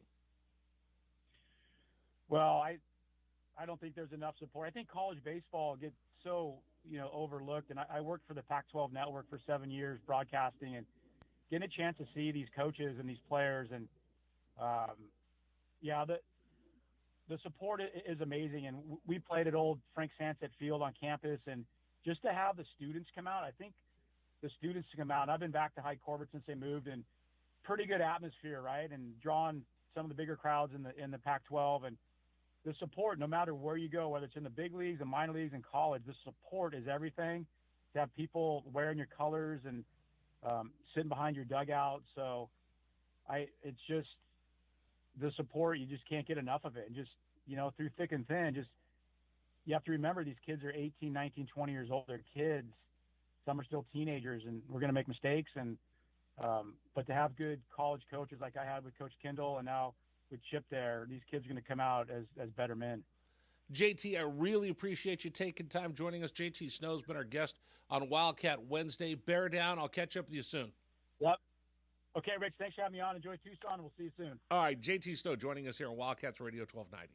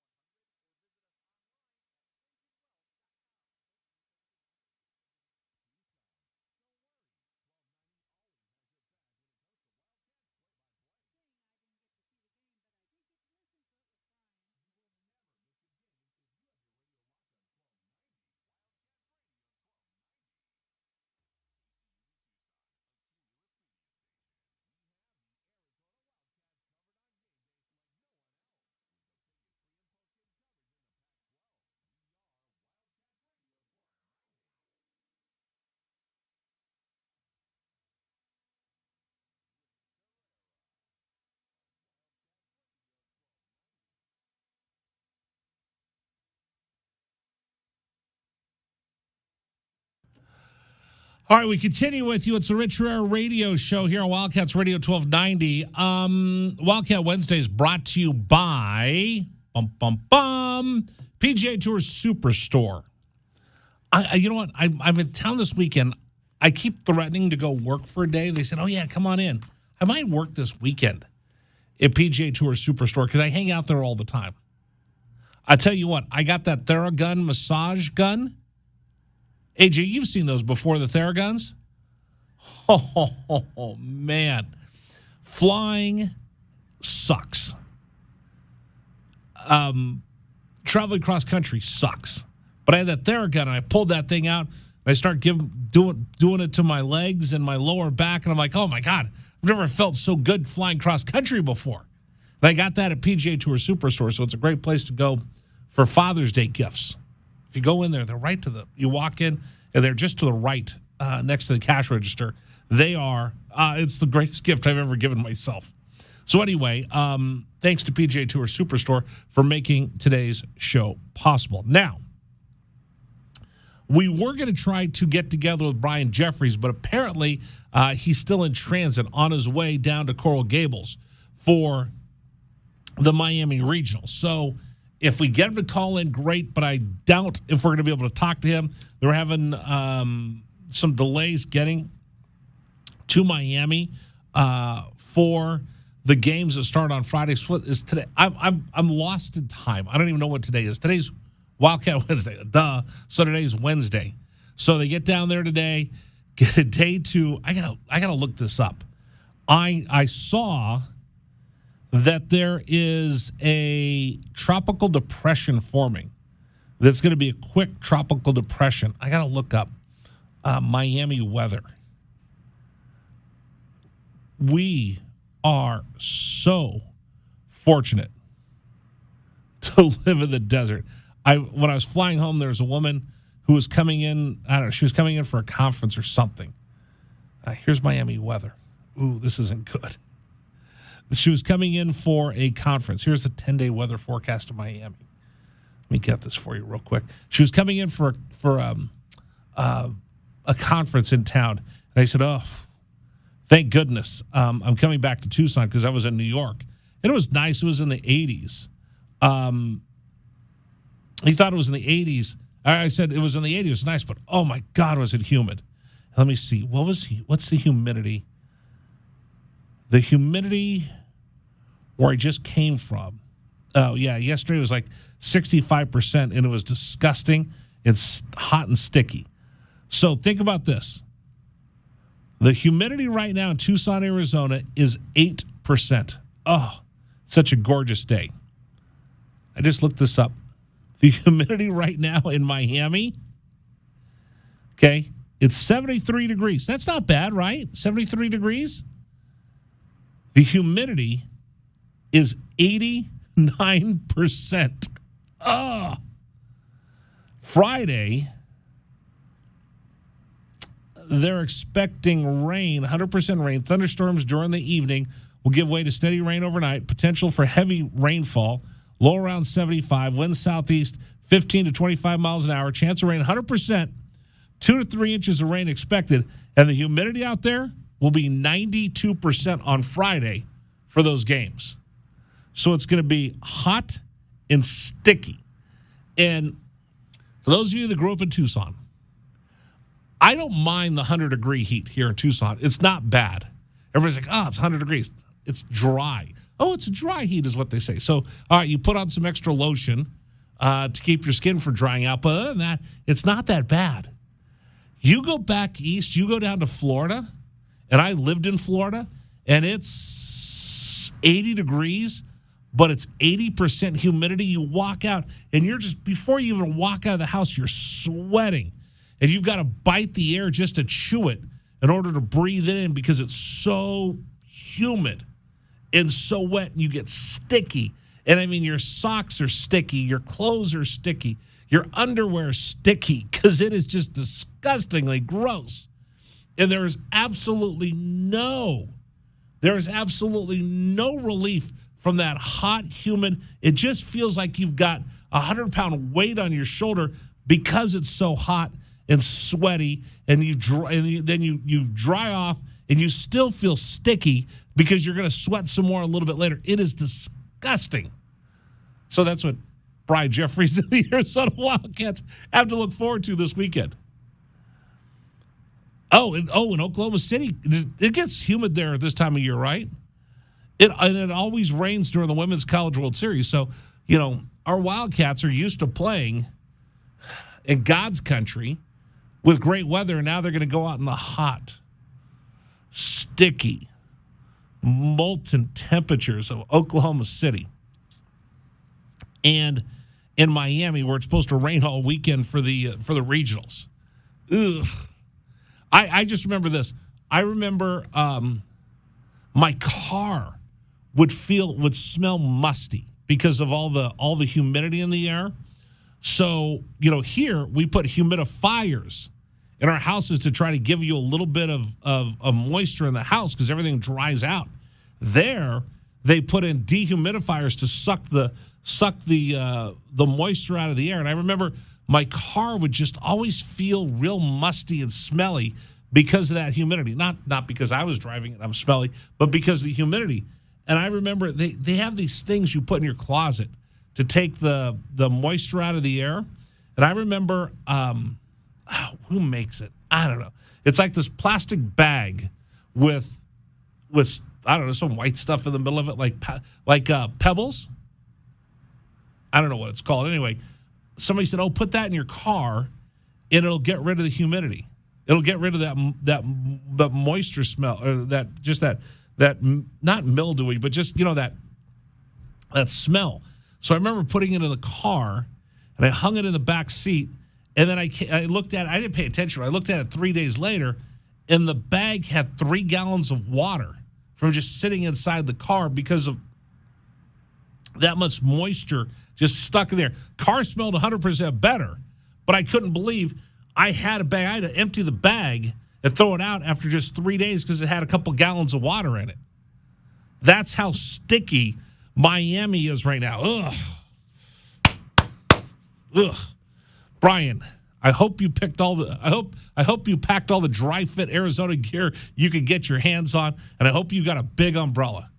Like when I lived there, I had an umbrella for my office. I had 2 umbrellas I kept in my office, 2 I kept in my car, and 2 I kept at the house because you're always stuck someplace without an umbrella, and if you don't have one, that's when you get stuck in just those ridiculous torrential storms. Not as bad as our monsoons, but does it just rain like God opened up a spigot in a water hose and just poured it on you for an hour straight. So anyway, hopefully, if we don't get a chance to catch up with Brian Day, hopefully we'll catch up with him tomorrow as Arizona will play this weekend in Miami. And by the way, let me just run through this for everybody. I have it written down. I actually have brought it in here, and I forgot to bring it back out. The schedule: Arizona plays Friday. Let me find I sent an email to myself so I can remember to remind everybody on the program. That's not the right email. Hold on, live radio here. Here it is. Okay. Where is it? Brian sent me all these. Okay. So Friday, we'll have a shortened show. They'll get going about 3:50 or so. Arizona takes on Ole Miss game 1. If Arizona wins, they'll play the winner of Miami and Canisius. That ball game will start at 4 o'clock. 3:50 will be the broadcast time, about 4 o'clock our time. They'll start that broadcast, so we'll have the afternoon game on Saturday. If Arizona loses to Ole Miss in the first game of the Coral Gable Regional, they'll be forced to play a 9 a.m. game local time. Okay, so mark this down. Friday, Cats play around 4 o'clock our time. If they win, they play Saturday at 4 o'clock. If they lose, they'll play around 9 a.m. our time in game 2, which will be an elimination game. If they survive Saturday, they could play at either 9 a.m. or 4 p.m., depending on whether they're 2-0 or 1-1. Because, again, it's double elimination. And if necessary, if Arizona is able to advance and they have to play that fourth day, Monday's game, if needed, will be a 4 p.m. start. Did that make sense to everybody? So one more time.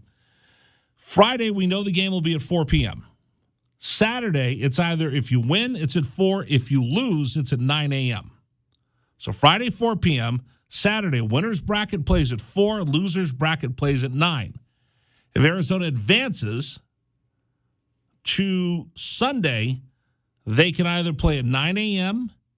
and or play at 4 p.m. Because, again, double elimination. And then if they have to, and everybody's left with one loss, and Arizona fights its way through, we'll have a game Monday at 4 o'clock if necessary. About half the brackets, maybe a quarter of the brackets end up with that Monday game. Hopefully they catch a sweep, knock everybody out, and they're done by Sunday. But there is a chance if they advance and they continue to go and have to fight their way through with one loss, that we could get a Monday game as well. So the only thing I can tell you with any certainty is the Cats will play Friday at 4 p.m. against Ole Miss. Got it? Good. And, of course, all the games will be here on 1290 throughout the NCAA tournament. And, again, if Arizona makes it all the way to Omaha, we'll have all those games for you here on Wildcats Radio 1290. All right, coming up, we'll give you the big stories of the day. And then, in case you missed it, we had a conversation with Bruce Pascoe about the status of Dalen Terry. As you know, it came out yesterday, about the time the show was supposed to. I took the day off. I took the day off on Tuesday. I took a long weekend for Memorial Day and was flying back from New York. So when I was getting on and off the planes and my connecting flights, I kept seeing all the posts that Dalen has decided to stay in the NBA draft and see what happens. Hopefully, he'll be a sleeper first round, maybe second round pick.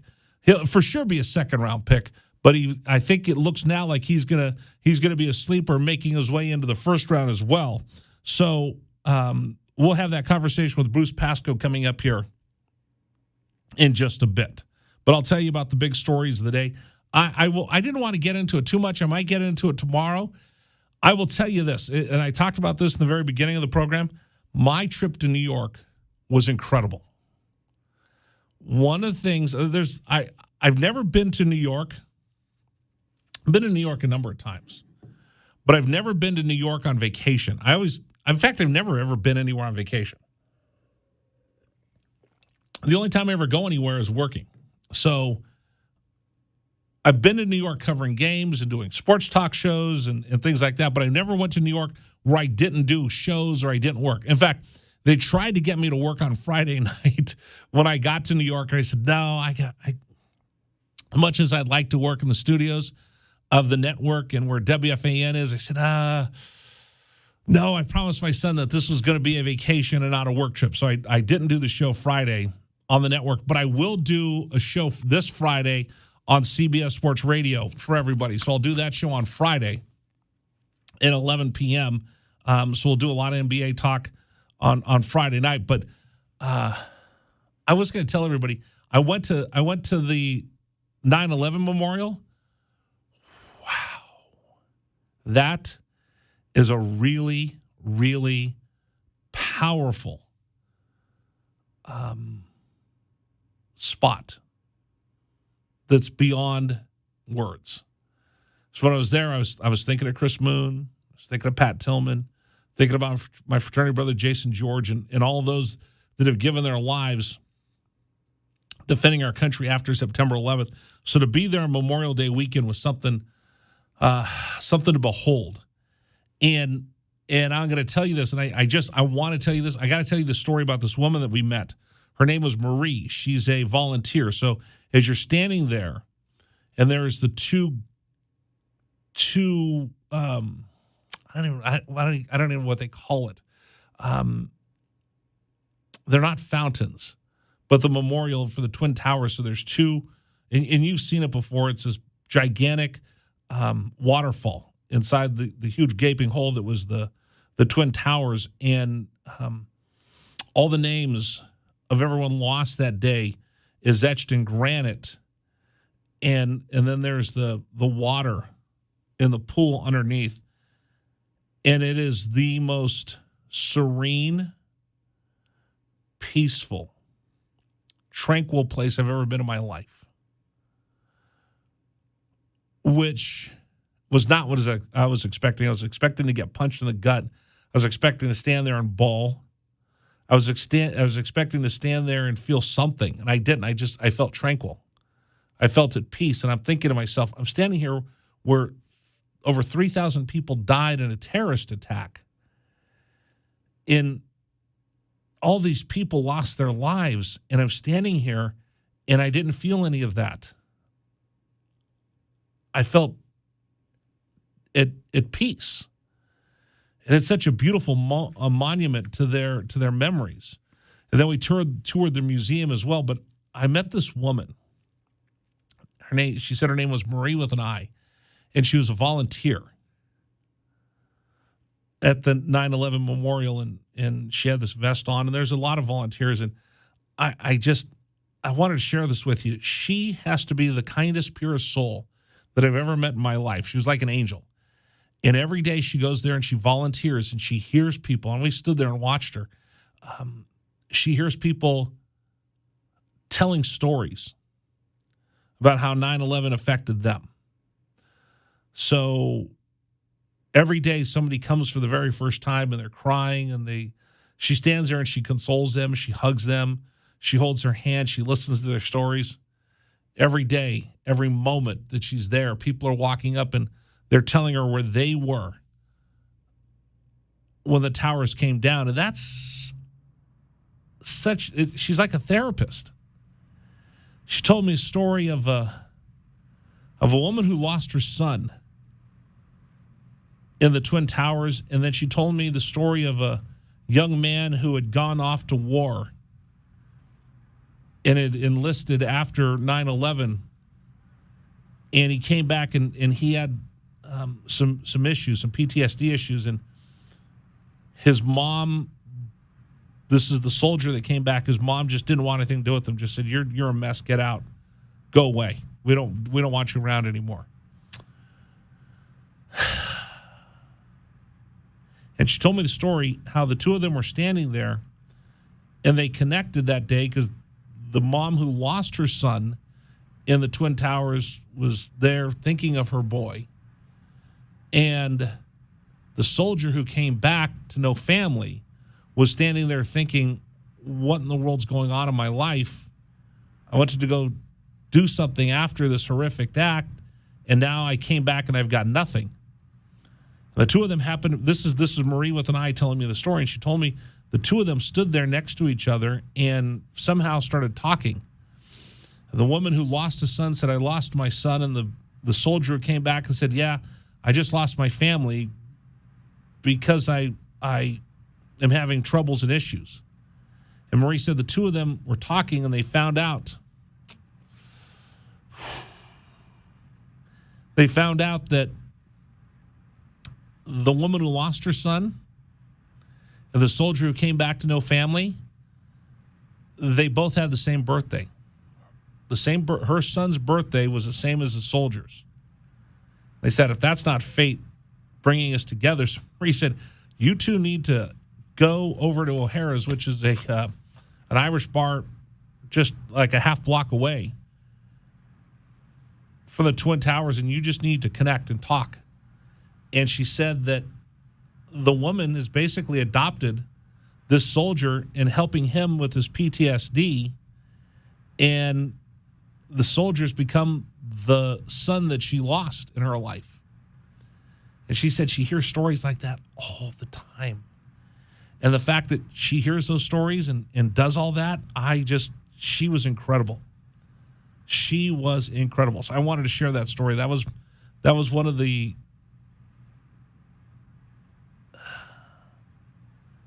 that was something to stand there and listen to her tell those stories. And then just watching her, and she was just so kind. My boy was in uniform, and she thanked him. And then we told her the story of right after September 11th, there was the National Day of Mourning, and we went to church. Went to the Catholic church right next to LAX, and Riggs was like 1. And there was a woman there, and he kept trying. He was fussing. I was holding him. He was fussing. And he kept like wanting to be held by her. And it turned out she was the mother of one of the flight attendants who died in one of the planes that smashed into the World Trade Center. And after the service, we're standing there, and he's like grabbing at her. And I said, "Do you want to hold the baby?" And she did. And she sat there, and she just held him about 5-10 minutes and stroked his back. And I think it gave her solace after the service that was in remembrance of her daughter. So we told that to Marie. And she said that was a beautiful story. And then here he is, 20 years later, in uniform, training to be a naval officer so he can protect us. And then she said, "You two need to go in the museum." So she walked us over to the museum, and then we came back and we were saying goodbye to her.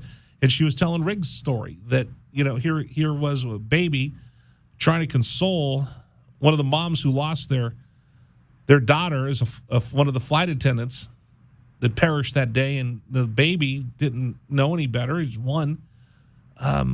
She held him, and it helped bring her a little bit of comfort that day.